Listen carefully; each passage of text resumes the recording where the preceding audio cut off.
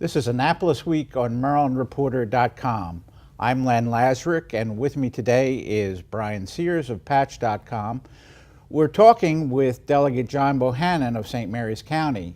He's the chair of the Education Appropriations Subcommittee, and they're going to be making some decisions this week. Thanks for being here, John. Thank you, Len. Give us a preview of some of the major things that we're going to see from your budget decisions, which will be coming on Wednesday. One of the biggest challenges that we're looking at, that we really have to roll up the shirt sleeves this year and tackle, is the issue of pensions. And we took our time last year, and rather than simply shifting the pension costs to local jurisdictions, the counties and the city, we said we're going to come back, we're going to have a group take a look at this and come back with some recommendations. They've now done that. They've presented us with a set of recommendations. The governor's adopted some of that and given us his budget with some changes. We're going to take that and probably take it a step further. Pensions for us is the biggest, really the biggest challenge that we face, not just in this budget, but in the out years. Pensions for us have grown, teacher retiree pensions, for instance, have grown by 50% since the year 2008. So, you know, people talk about runaway spending in Annapolis, and I always say there's a great example of it. It will soon eclipse. And you have no control over it, really. Well, here's what I say, that's not entirely true. We made some pension reform changes back in 2006, I think it was. Yeah. Because at the time we were ranked 49th or even 50th as compared to the rest of the states in terms of the benefits that we provide. So we all agreed, including the governor at the time, that some enhancements needed to be made, so we made those. The biggest factor is that we've hired a lot of new teachers under Thornton. And why have we done that?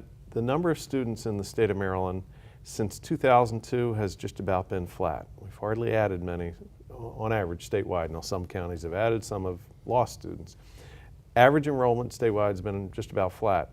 During that time, we increased spending. We increased the amount that we spend for K through 12 education, money that we give to the local jurisdictions, by 96%.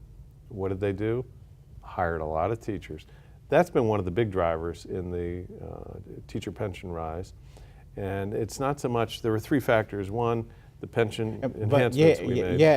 I'm going to interrupt you. Sure. Because at a hearing this week, you gave some pushback to a lobbyist for the teachers union, Right. because you've been getting a lot of feedback and phone calls and emails saying you guys are decimating education, you're really going to hurt education, and you basically said what you were just saying now, how much you've increased education funding. We've just about doubled it during a period of time when we didn't add new students.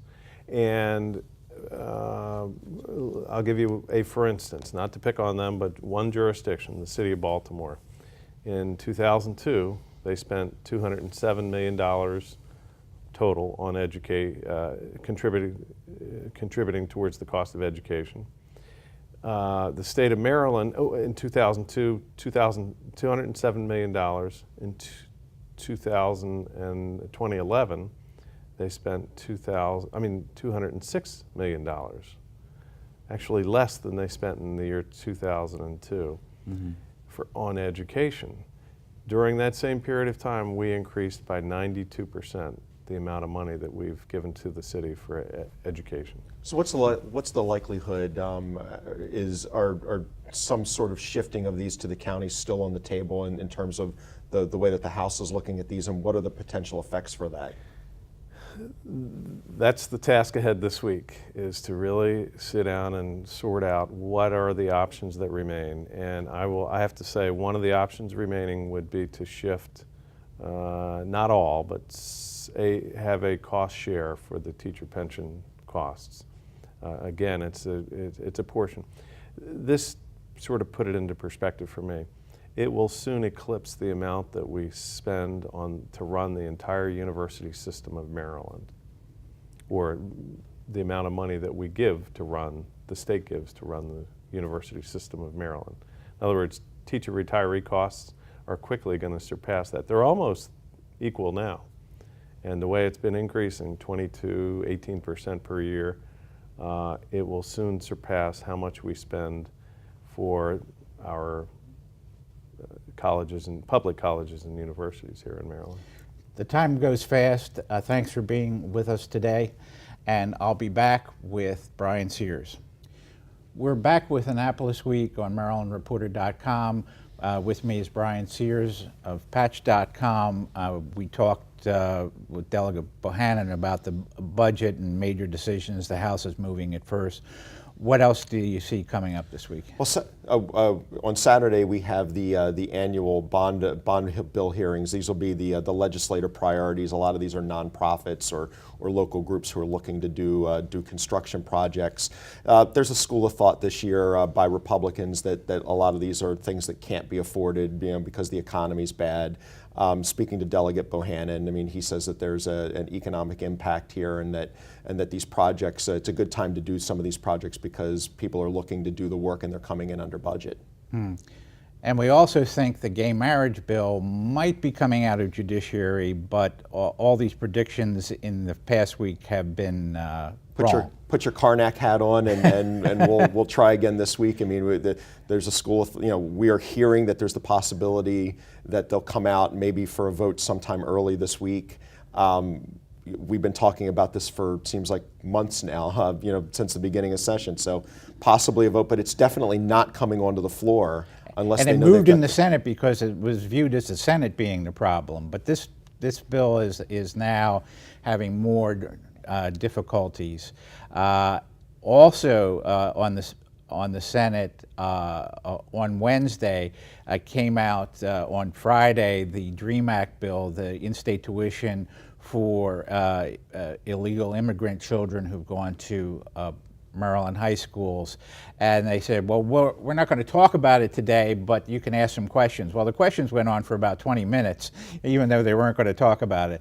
So we're likely to have prolonged debate, amendments, whatever, starting on Tuesday or Wednesday on that. I think that's fair to say. Although, again, we've been wrong before. I mean, we thought that there would be a long filibuster on same-sex marriage in the Senate, and that turned out to be very polite and relatively fast. So, 20 minutes of this last week, could well, end part up of the being, lessons we do well enough just to get our facts straight on things that have happened, no less predicting what's going to happen.